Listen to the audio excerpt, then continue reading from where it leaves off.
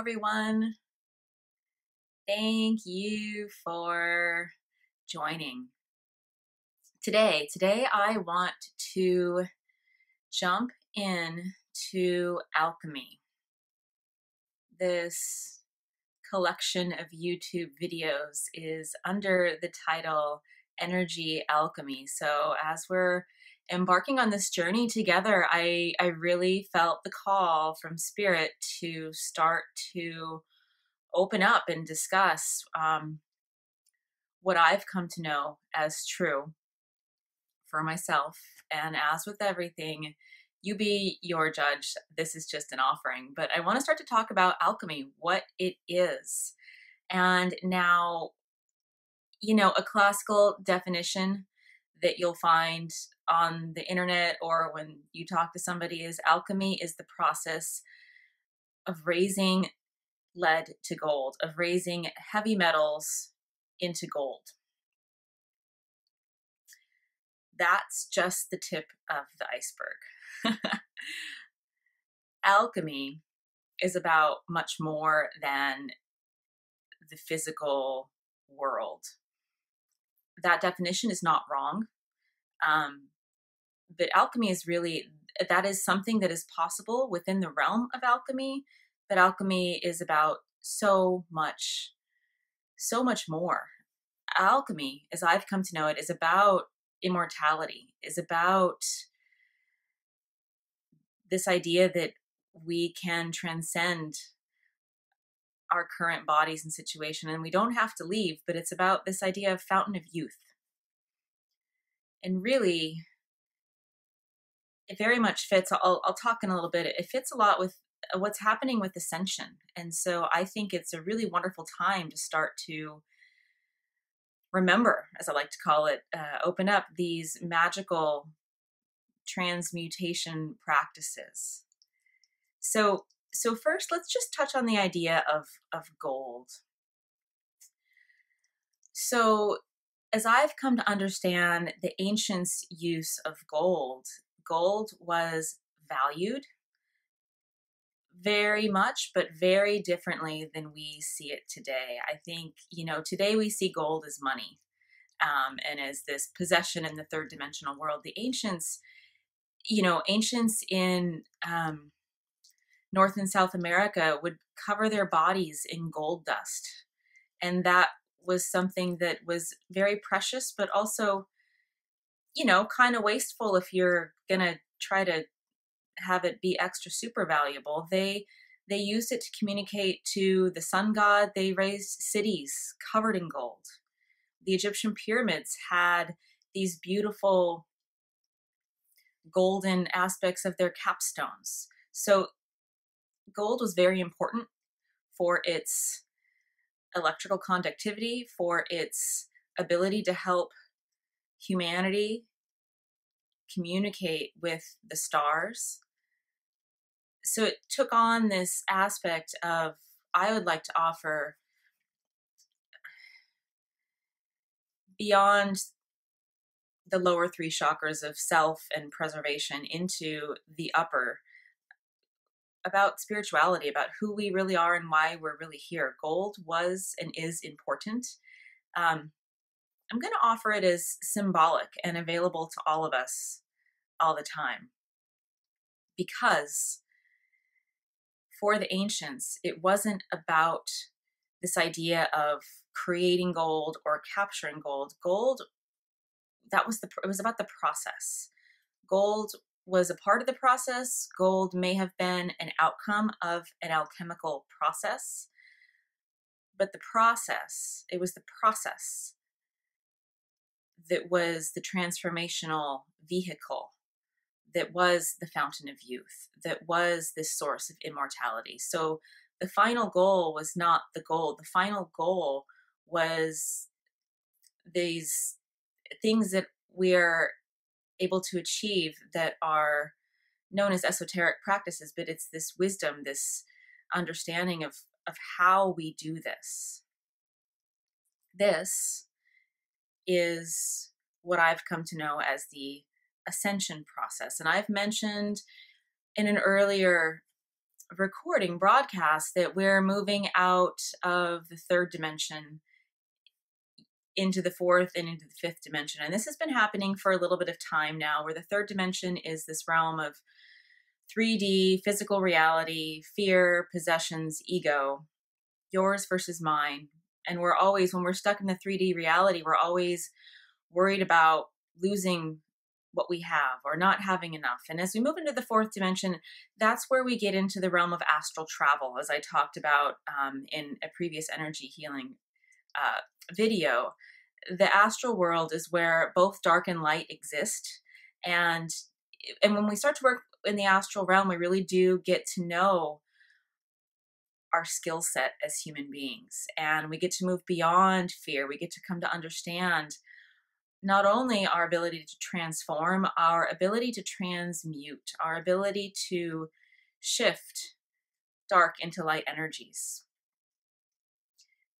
And as we get to the fifth dimension, this is where we get to, this is not a thing that needs to be feared. We get to stay in our bodies. We get to stay in this world that we know. And we get to be a part of the massive upgrade of it through ourselves. So by the time we really come to understand what the fifth dimension is all about, we don't just talk about connectedness and oneness. We are it. We embody it. Every single cell of our being is connected and is part of one and the whole. And as we enter into the fifth dimension, this is where this alchemical transformation, transmutation happens to our whole body, our whole physical body, our whole energetic body. So this is one and the same, or it is a part of ascension. Alchemy, this idea of immortality and the fountain of youth, and ascension go hand in hand. And what I want to offer today is, I'm going to do a couple different broadcasts. We'll get to the Philosopher's Stone and a later broadcast. I want to really ground it down with something that you can practice and hopefully understand and start to feel the power of. But before I do that, I feel called to mention one other thing. You know, as we've come to know alchemy throughout history, it was something where I mentioned it was raising lead to gold. And it was a very almost, people thought these people were crazy. And they threw all sorts of interesting things into concoctions, and they were attempting to create this physical thing called gold. That is just an inkling of the esoteric wisdom practice that was preserved through some very dark ages. So we are coming out of, I'll see if I get to it this time. It's interesting to talk about the Yuga cycles and the cycles of the Iron Age into the Bronze Age, into, you know, all the way up into the Golden Age. We're coming out of a super dark cycle and into lighter times. So in those darker times, there was a lot that was almost hidden from humanity so as to preserve it. And now we're coming into this time where it's safe, it's okay. In fact, it's necessary for us to begin to talk about this, to remember it. I love calling it a remembering, because to me, it always feels very much like, oh, I knew that once upon a time, or I can feel my body, everything in my body. There's this resurgence or this surge of energy that just says, yes, this is what is true. So this idea of alchemy, you know, what we see when we read in books or on the internet right now is very likely just the beginnings and just the surface of this body of knowledge, because we're now only starting to enter into this time where it's safe to discuss this openly. And I would like to offer that for anyone who is having the clear intention, and because everything is energy, your intention is all that's necessary to work in and with the light. This information is, and this energy is available to you to start to remember and to work with right now. All right, so what we're going to do today is going to be remembering how powerful our heart centers are. And I want to just really quickly touch on, I've spoken before on our heart center as the energetic center that sits right in the center of our chest, where our heart is, but right at the center along the spinal column. You can think of it as a chakra, a wheel of light. You can think about it as just an energetic organ in your body that is a part of a fully functioning system. It is, as I've come to know it, quite possibly the most powerful tool that we have right now. And just to sort of ground that down, I want to touch on, some scientific research that's coming to light. And I think it's so beautiful right now that as we're coming into this time of remembering that science and spirituality really are kind of coming closer together. And this is, again, where we don't have to leave this world that we live in. We don't have to leave our bodies to be a part of this alchemical ascension process. We get to stay right here. We get to upgrade. So it's really wonderful that even science is coming to document for those of us who really benefit from having 3D evidence that our brain is so much more powerful than our heart. We've been taught that our brain runs the show, and that this thing called our brain is what makes us special as humans and superior in some sense. And really, it's our heart. And when we step into our heart, we know there is no superiority, A, but B, our heart is so powerful. And so, our brain has neurons that give information into our physical body. It turns out our heart also has neurons. And the number of neurons that flows from the heart to the brain is much larger than the number of neurons that flows from the brain to the heart. So when you think about that, there's this information going downward, and then there's this expansive amount of information coming through here and going up and going out. And this is this wisdom center, this energetic center of our heart. That's been documented with science. The other thing that's really cool that science has documented, we have electrical and magnetic energies in our body, and both the brain and the heart send out electrical and magnetic energies. The heart it's 100 times more powerful in sending electrical information than the brain, and it's 5,000 times more powerful sending magnetic energies than the brain. So again, we think of our brain as this broadcasting system, and it is. There's nothing wrong with that. What we're remembering is how powerful, how truly amazing the power of our energetic heart center. And here comes the sun to be like, yes. All right. So the other thing I want to touch on is this idea of transmutation. I've spoken of it. I mentioned it. So transformation is this idea of we can change anything we want, give it a little bit of time, give it a little bit of space. Transmutation is instant upgrades. When we start to really dive deeply into energy work, especially with our heart, transmutation, instantaneous energetic shifts that are reflected in the 3D world are totally possible. So that's what we're going to be practicing today, is this alchemical transmutation within our heart center.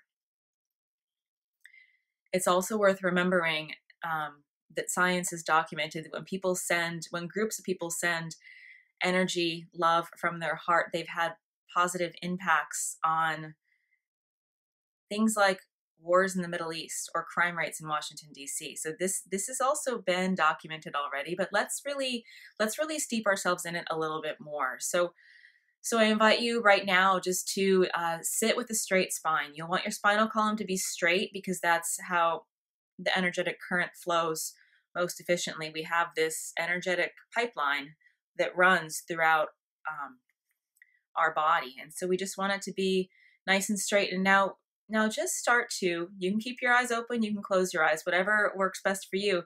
I invite you to start to connect to your energetic center of your heart. So as you breathe in, just gently bring all of your awareness, call all your thoughts about earlier today and later today, call it into right now and just start to place your energy at your heart center.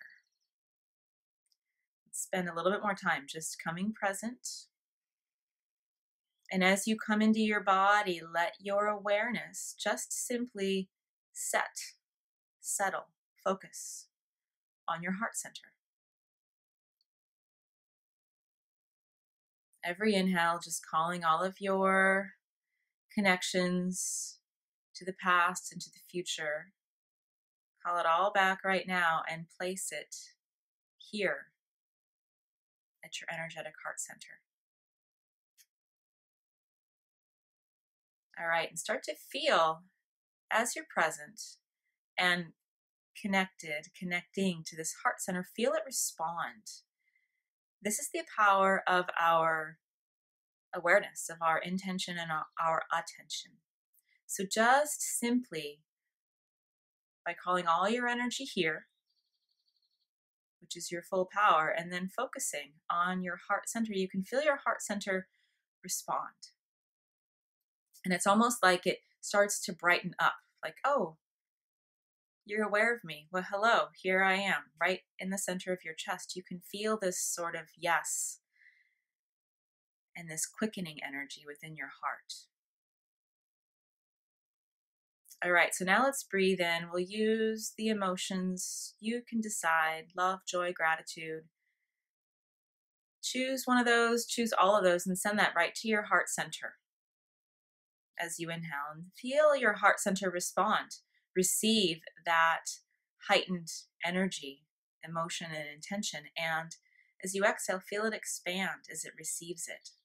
So we're inhaling, calling this, creating this, invoking this emotion of love, joy, and gratitude into your heart center. And as you exhale, just feel your heart center grow as it's received more of this beautiful, I sense it right now as truly golden colored light. Notice what's present for you. It used to be pink and green for me and some white with sparkles, but recently the color gold has been coming in oh so powerfully and really being associated with the heart center in a lot of people. So breathing in love, joy, and gratitude, send it right into your heart center. And as you breathe out, feel your heart center receive it and expand. And we'll just take 2 more breaths here, just like that. Inhale. You're invoking these heightened emotions, love, joy, and or gratitude. Send it right into your heart center. This super powerful portal of transmutation. And breathe out, feel it respond. One more time, inhale. Sending love, joy, and gratitude into your heart. And exhale, feel it get a little bit brighter. All right, so we've activated our heart center.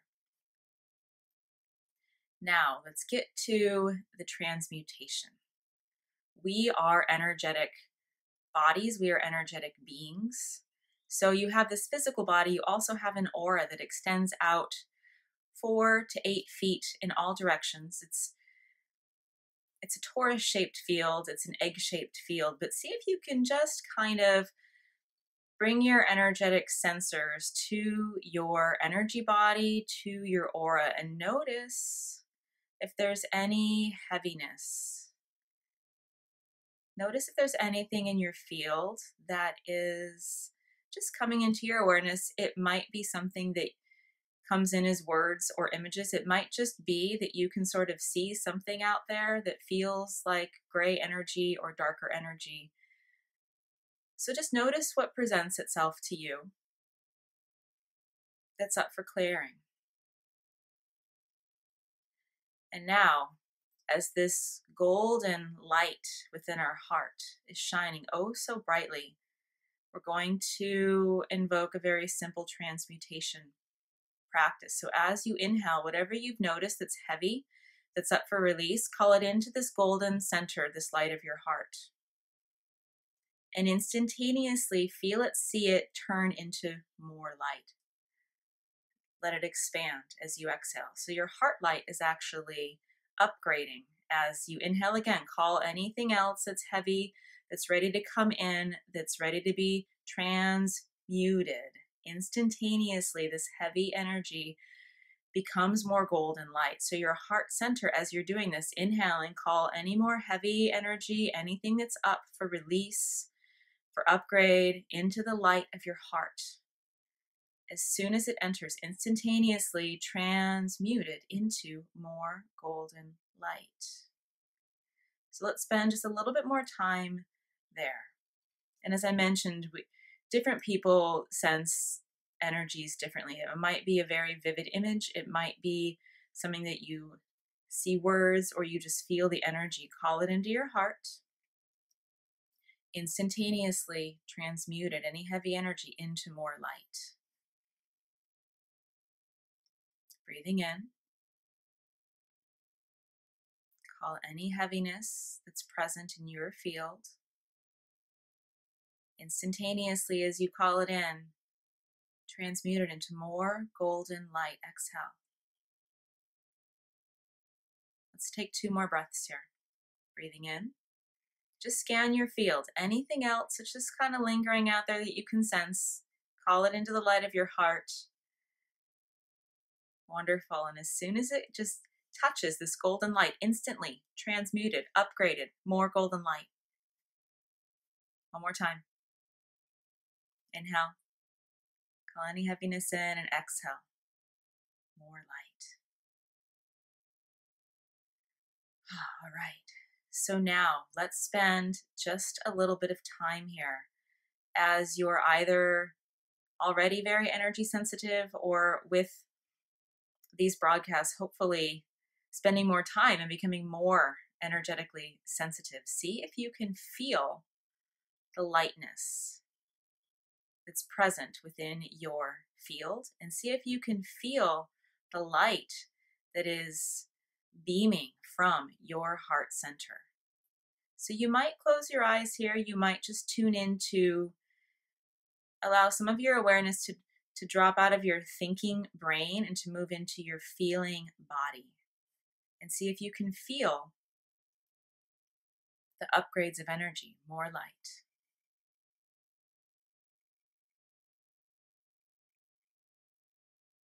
All right. So this practice is something that you can do all the time, at any time. What you need is your intention and your attention to work with the light, to connect to the power of your heart center. And then that's it. So cheers to feeling, experiencing, being more light. And now, I mentioned this idea of the yuga cycles earlier. So as we're just kind of basking in this light, it's worth sharing. The yuga cycles are Hindu, but many ancient traditions have had this understanding of the way eons of time cycle, and the cycles of time. We're talking 12,000, 24,000 year cycles. So this is, way pre-internet. But when I was talking about this idea of alchemy and raising lead to gold, now I've recently published a cosmic timekeeper, and one of the cultures that informed that is the Aztec and the Mayan, as well as the Incan and the Egyptian civilizations. But the Mayans kept between 12 and 20 some calendars, and one of their calendars, the long calendar, which was responsible for all that idea about the end of the world on 12/12/2012, that was actually just an upgrade. But they predicted some sort of energetic upgrade with ending of time and beginning of time on that time. But they also predicted a very dark cycle of time. They predicted the day that Columbus set foot on their land. And they predicted that as the start of a very dark cycle of time. Why do I mention this now? I mention this to bring it full circle with the idea of how we may have come to value gold and how the ancients really saw gold. So they saw it coming, that some people, some beings were coming who did not, or were not able to appreciate or understand how they valued gold. the conquistadores were interested in gold for the sake of gold, as they saw it as this powerful money-making endeavor. The ancients saw this, that as they stepped foot on their land, as the beginning of a very dark cycle of time. That dark cycle of time ended on 12/12/2012. That was what this Mayan long calendar predicted, according to some shamans and elders. There's very many different ways. Just see if that feels true for you. And I love it because it touches on, it speaks to this darker time that we're coming out of, and some of the vestiges of gold being used for ego and for power, and the idea of how the ancients saw it. As much as they saw, to me, I see gold in their eyes is the same as corn and water and shelter. It was one of these things that was part of the collective and was very necessary and was very valuable, but it was used in a very different way. So I invite you to just kind of see if that feels true for you. I will see. Well, I'm going to be doing another, at least one more broadcast on alchemy, and I'll see what comes through that should be shared as far as the yuga cycles go. I think actually I'm going to find a way to post an image of what I'm talking about so that you can get a sense of these cycles of time, at least. All right, so cheers to basking in your own golden light. I encourage you to rewatch this, or at least repractice this, to carry this practice with you. As with anything, the more you practice, the more you come to embody it and see it and entrain into these energies. And it very much is like learning a new skill set. So the more you do it, the more it is you, the more it becomes you, the more familiar it becomes, and the more it's already within you. And as law of attraction would say, we attract everything that is the clear energetic signature of where we're at. So now is the time. Why not really spend more time steeping yourself in these lighter, higher vibrational energies so that you yourself attract more light and more love? Thank you for joining me. Many blessings.